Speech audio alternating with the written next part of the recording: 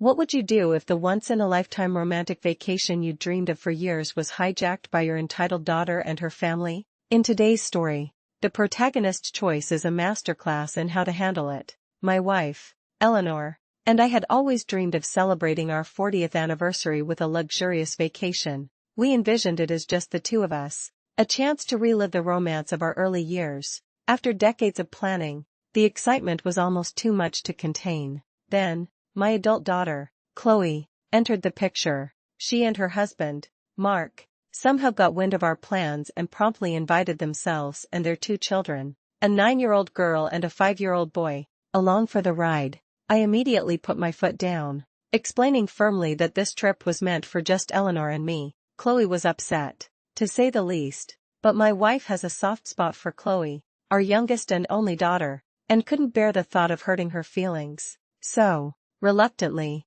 she agreed to let them join. At that moment, Chloe celebrated her victory, completely unaware that this act of entitlement would ultimately backfire in the most spectacular way. I wasn't happy about it, but I wanted to make my family happy, and I knew that deep down, Eleanor was okay with the idea of a big family trip, even though she was heartbroken that our private, romantic getaway was slipping away. So, we went along with it. The exclusive, intimate resort we'd picked was obviously not child-friendly, so we changed course completely. We booked an all-inclusive, family-friendly resort instead. To smooth things over, I paid for the entire resort stay and for our grandchildren's plane tickets. All Chloe and Mark had to do was cover their own airfare, but as the vacation dates crept closer, something inside me started to shift. I kept thinking about it, our 40th anniversary. It was a once-in-a-lifetime milestone, a testament to 4 decades of shared life, and I felt a growing need to honor it in the way we had always intended.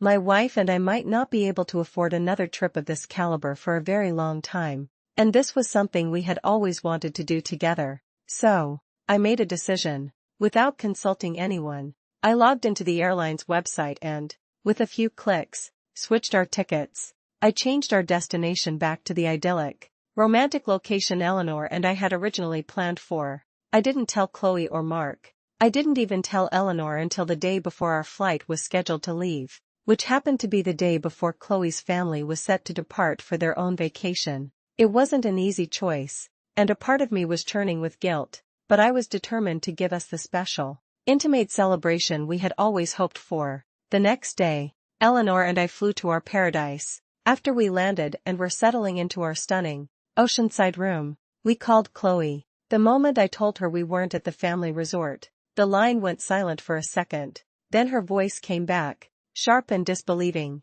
She was extremely upset, to put it mildly. Then, the real reason for her anger spilled out. She confessed that she had been under the impression that we were going to look after our grandkids for most of the trip so she and Mark could have their own alone time. Now that I had abandoned her, they would have to parent their own children by themselves. And there it was. This revealed Chloe's greatest fatal flaw, her breathtaking entitlement, which allowed her to see her parents not as people celebrating a lifetime of love, but as a free utility for her own convenience. As one person later commented online, it perfectly captured the sheer audacity of the situation. She had the audacity to invite her family to your romantic weekend with the express purpose of securing babysitters so she could enjoy herself without any thought for her parents.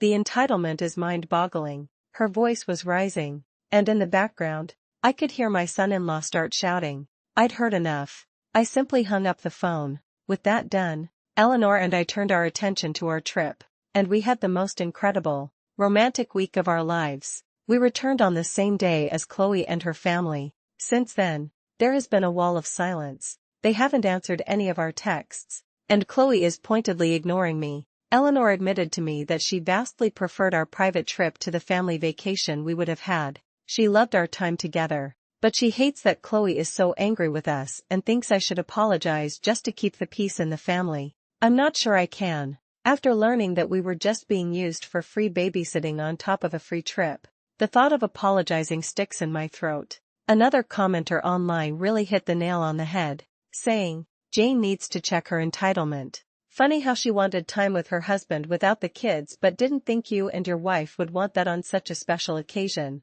This person also pointed out that after 40 years and raising children, We had surely made countless compromises, and now it was our time. Still, I feel caught between my righteous anger and the desire for peace. This story is a powerful lesson that you must be the ultimate guardian of your own happiness and significant milestones. If you don't place value on them, you can't expect others to. So, it leaves us with a question: in a conflict between honoring a sacred personal moment and maintaining family peace, which do you choose? Where is the line between setting boundaries and causing a rift?